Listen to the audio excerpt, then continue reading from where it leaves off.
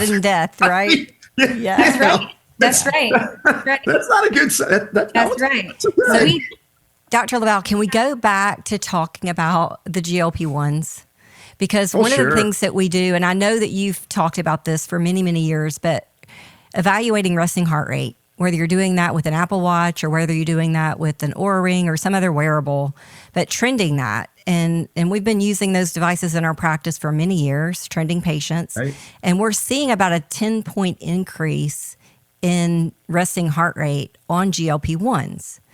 And so what is that? What is that, a vagal nerve issue? Is that a hydration issue? Like what is that? And is there a way to override that? Yeah. So a couple things.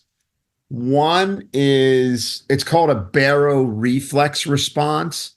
And it's because of it's strange, but your heart rate will temporarily go up as you start to regain control of glucose and insulin. Okay. It's called the baroreflex. Okay. But you brought up a couple other things that are super important.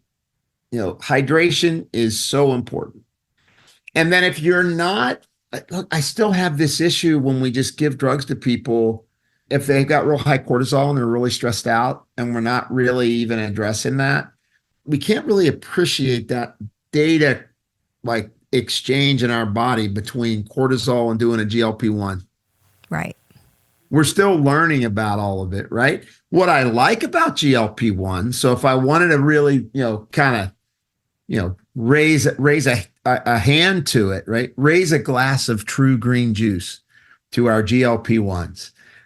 One is it downregulates neuroinflammation and improves dendritic differentiation in neurons, right? So you get better dendritic pruning with GLP-1s. That means you're sparing that type 3 diabetes effect. Yes, you're protecting the brain, guys. Protecting the brain. Yeah, the microglial cells are getting downregulated. You're getting better dendritic pruning. You're rebudding your neurons better. That's one.